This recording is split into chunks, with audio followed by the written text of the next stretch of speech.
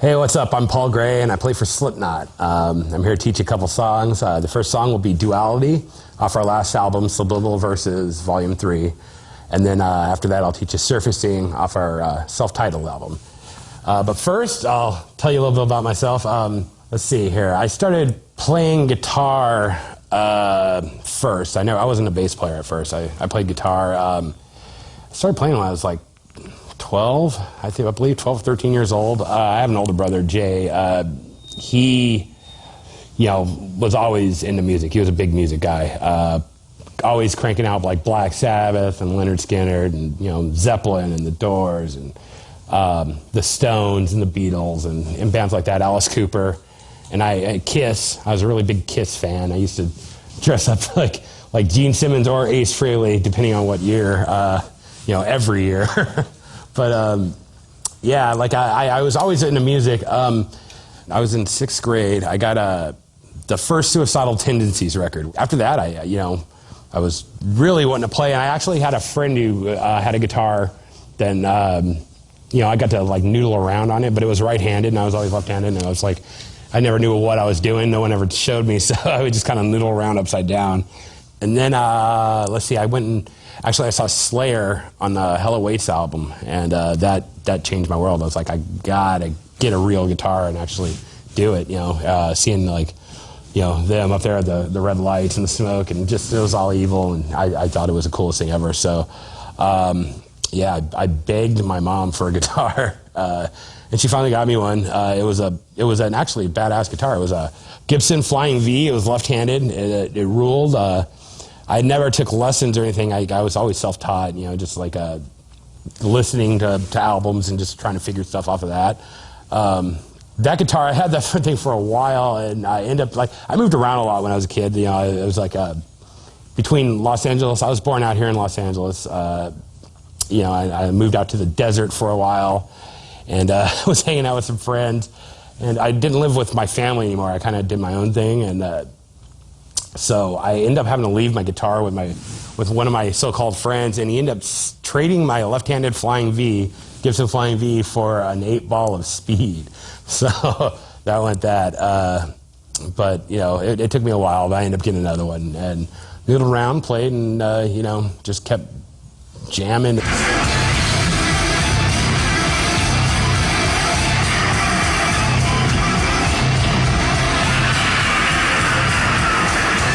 I had an apartment, my first apartment when I was 16, and me and my friend Frank, man, we would noodle around playing all the time, and my other friend Chris, and we kind of we started our own little band called Sudden Infant Death Syndrome, which was I don't know, we would jam, do Danzig songs and stuff like that in our living room. I was 16 years old. Actually, by this time I was 17. I was sick of, having to struggle every month, on my own. And I called my mom up, and she had moved to Iowa. And so I asked her if I could come and sleep on the couch out there. So I moved to Iowa, and that's where I met the guys who eventually would become Slipknot.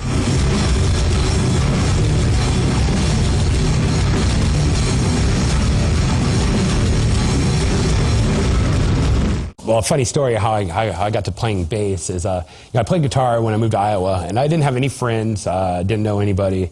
I went up to the local music store that was right around my house, and I went in and I started talking to those guys, and I overheard this guy talking about needing a bass player for their band, and they did covers and stuff like that. But the bands that they said they covered, they did Slayer and Metallica songs, stuff like that, and so not knowing anybody and just wanting to meet people, I told them I could play bass, even though I never played a bass in my life, and I didn't own a bass, and I had no money to buy a bass, but I told them I could play bass, and that I had come and rehearse with them. And one of my brother's friends had a weird right-handed bass, which I strung left-handed, and used this little practice amp. And I went down there, and I played with them, and I didn't actually know any of the bass lines or anything like that, but I knew all the guitar parts, so I just faked it and played all the guitar parts. So that's how I got to playing bass. You know, they thought it was cool, and I got in there and got comfortable and kind of took that band over and kicked a bunch of people out. And the guy actually I met was the original lead singer for Slipknot down there. He played drums at that time. Yeah, me and him became friends, and we had gone through a couple of different bands at that time. That first band broke up, and we started another band, a death metal band called Body Pit, where actually some of the riffs from Surfacing came from. We did that, and that's where we would do shows together, and that's where I met like Joey and Sean, and Jim. Jim actually had the big-ass, kick-ass band in Des Moines, Atomic Opera. They were like a full-on, like kind of Flotsam and Jetsam kind of band, but they were badass. And then Joey had another band called Modifidius. Sean had a band called Heads on the Wall, and and I had this band Body Pit. And we would do shows together, and that's how we all met, and we kind of became friends, man. And just jamming at different shows. We'd be the only bands there. Then a few kids that would show up for the all ages shows on Sundays at the runway before it burned down. And so we just jammed, did shows, became friends. And later on, when all those other bands broke up, I talked to Sean and Andy, and we decided we'd start a new band. Because Sean and Andy were both drummers, they wanted to do something with a lot of drums and percussion. And when we first started, Sean actually played the kit, the sit-down kit, and Andy played percussion. Sean kind of wanted to move to percussion and do more of a different thing. So, I'd always been friends with Joey, so, we decided to give Joey a call. Joey came out and he heard the stuff and he just loved it, man. And so he was in, and that was kind of like the start of Slipknot.